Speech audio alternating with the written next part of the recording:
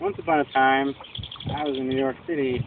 I was going la la la la la. I was doing speed hop. Europe hop. I was in Tommy. Sure plays a mean pinball. I did that in Belgium and Holland, and we sang and we danced. Mostly we just partied because our producer was crap and he didn't market us very well. So we just hung out and partied in Holland and Belgium. But afterwards, I went to Spain. Boom. They have donkeys, I think. Maybe that's in Mexico. But they probably have a donkey in Spain. I went there while I was traveling, and I thought Spain was incredible. So I was like, I gotta come back here. And I came back to America, and after I've been on tour and just stuff in Europe, and I was like, you know what? I'm gonna go to Spain and party with all these people in Barcelona because it's awesome. And I might live there. It might be really cool. And then I met a friend. My friend Sarah, she had been to Spain, and she had walked this thing called El Camino de Santiago de Compostela.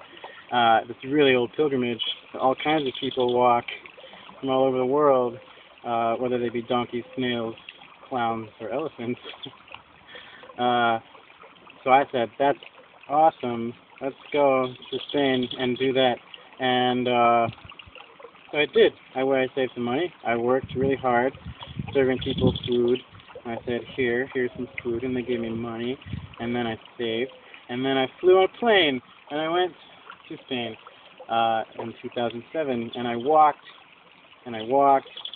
sometimes I walked like this, and sometimes I walked like this, sometimes I walked, and I would tap dance, or sing, and it was pretty much the coolest thing. I met people from all over the world, and I met some of the warmest people that I'd ever met in my entire life.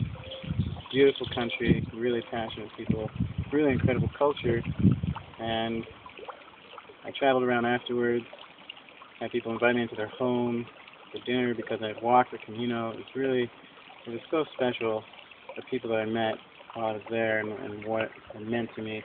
And I tried to stay. I was going to work in a hospital. I was going to hang out and see where that led me. But then my mom, she needed some help moving, and she has a lot of stuff, and she's by herself in Ohio. So I said, okay, Mom, you send me some money because I'm out, and I will come back and help you move. So I helped her move, and moved all of her stuff from Ohio to Michigan, which looks like this. My mom lives here in Port Huron, so I moved her to Michigan. And then, during that process, I said, I gotta walk again, because that was pretty much the most incredible thing that I'd ever done in my life. So I was looking at the AT, because I had a friend that had done the AT before, and, she did the whole thing. I think she went from Maine down to Georgia, and it just sounded incredible.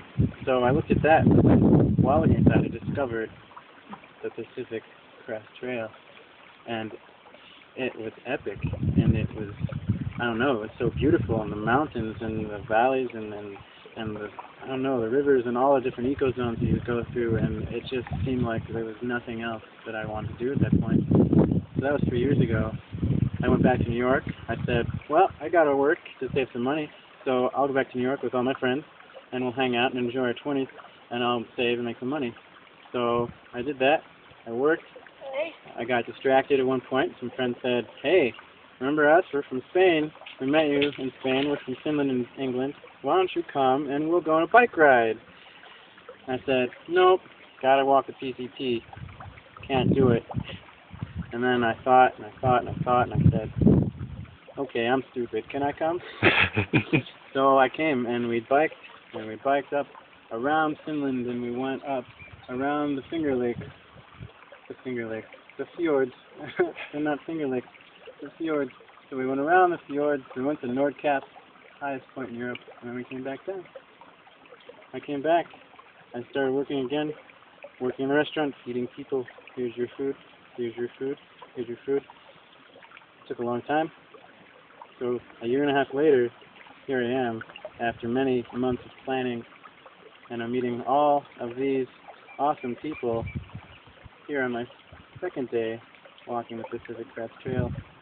and I can't wait for the adventure to come.